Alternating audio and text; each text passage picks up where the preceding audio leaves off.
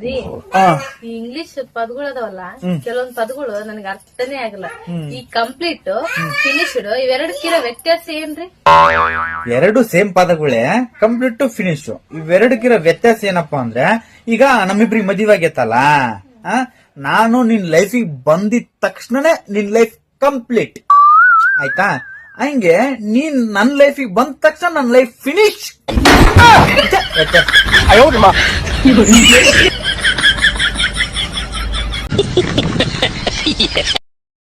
Sir, in my home, I am only speak English.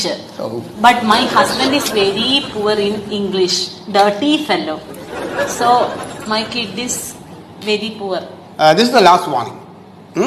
Yes. There will not be any more warning for you. Yes, sir. You and your child. Yes, sir. If she repeats once more like this, she will be given TC and terminated from this school. Wow. ರೀ, ಬೆಳಿಗ್ಗೆ ಜಲ್ದಿ ಒಳಗ್ ಕಲೀರಿ, ಮನಿಗೆ ಲಕ್ಷ್ಮಿ ಬರ್ತಾಳಂತ. ಬೆಳಿಗ್ಗೆ ಬೇಗ ಹೇಳೋದ್ರಿಂದ ಲಕ್ಷ್ಮಿ ಬರ್ತಾಳ ಅನ್ನಂಗಿದ್ರ ನಮ್ ಓಣ್ಯಾಗ ಪೇಪರ್ ಹಾಕವ BMW ದಾಗ ತಿರುಗುತ್ತಿದ್ದ.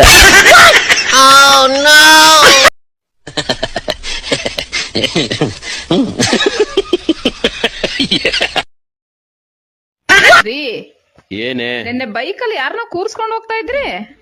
ತಂಗಿ ಕಣೆ. ಮತ್ ಮುಖ ಯಾಕೆ ಮುಚ್ಕೊಂಡಿದ್ಲು? ಅವಳು ನಿನ್ ತಂಗಿ ಕಣೆ.